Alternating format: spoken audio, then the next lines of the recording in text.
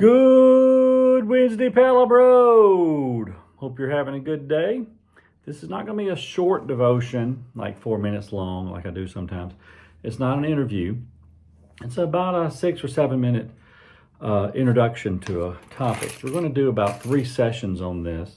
I would say this falls under sort of spiritual formation. You hear a lot these days about Christian nationalism, and I wanted to take a moment to try to explain what people mean when they use that word combination, Christian nationalism. And what follows is a description of what people mean when you hear them speak of Christian nationalism. Christian nationalists primarily focus on internal politics. And that right there should tell you all you need to know. This is not a movement about following God. It is not about drawing closer to the Lord. They focus on trying to pass laws that reflect their view of Christianity and its role in political and social life. In countries that have a state church, Christian nationalists seek to preserve their own status as a Christian state and a Christian majority by rejecting religious positions contrary to their own. In other words, they try to make it so that if you're a Jew or you're a Muslim or you're a Hindu, you can't come to their country, and you can't come to their country and have any power, for sure.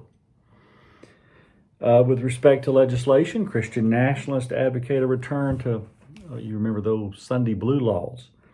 They would like our laws to reflect Scripture.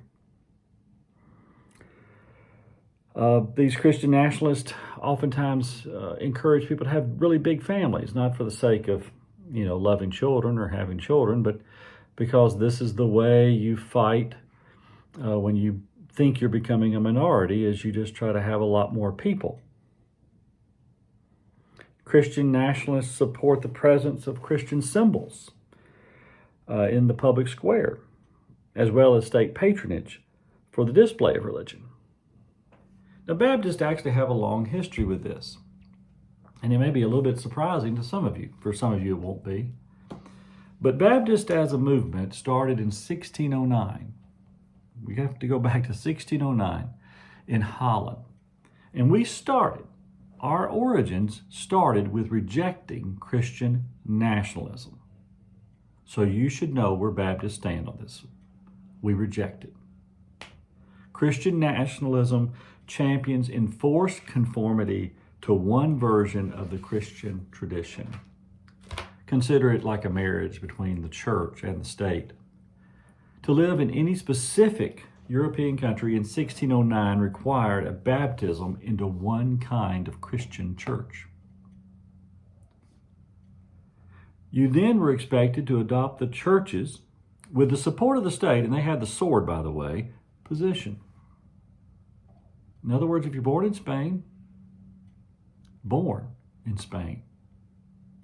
you're a Roman Catholic.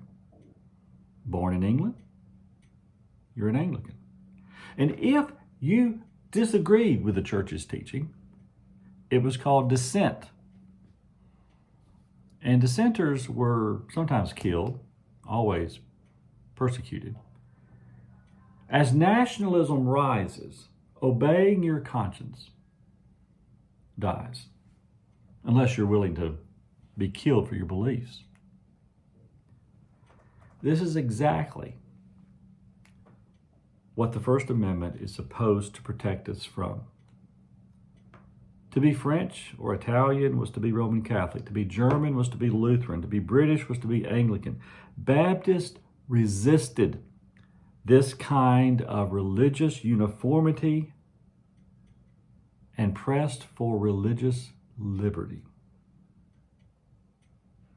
Liberty for all. Those who would believe and those who wouldn't believe. And don't miss that last part. Baptists have always believed in liberty for all, even those who refuse to believe in God.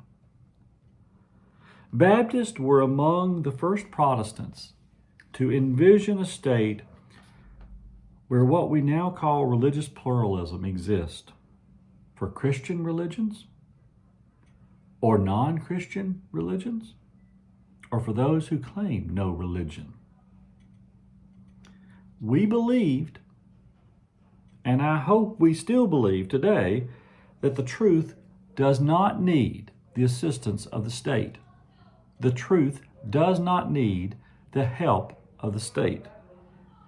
In the American colonial period, Baptists continued to oppose Christian nationalism, especially in New England and Virginia, where there were religious establishments or state churches, the Puritans in New England and the Anglicans in Virginia.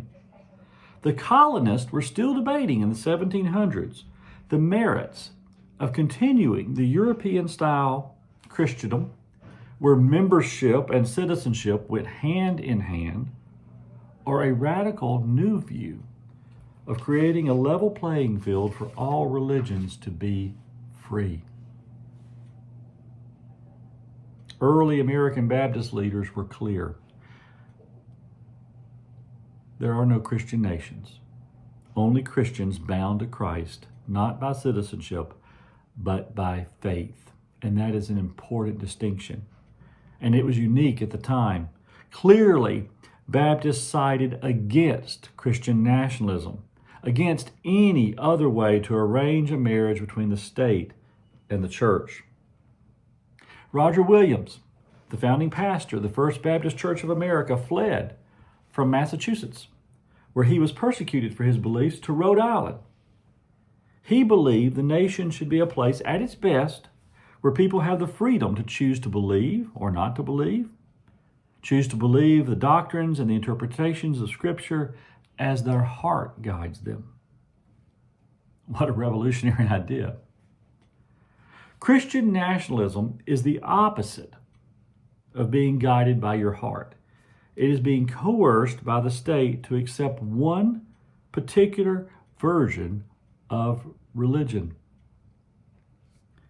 The Spanish Inquisition was an attempt to allow the state to monitor religious orthodoxy. It was Christian nationalism, and it failed. It turned people away from God. Read your history.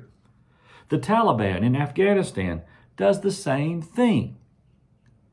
They merge together, they bleed together, the church or the religion with the state. Orthodoxy, belief, and conviction cannot be mandated by the state. Matters of the heart are not under the jurisdiction of civil authorities. Unfortunately, many of our 21st century evangelical friends have moved away from that. They have moved towards a European or Middle Eastern practice of uniting religion with the state. In many ways, this move towards Christian nationalism is foreign to our Baptist community. Well, that's enough for today. We'll pick up there tomorrow.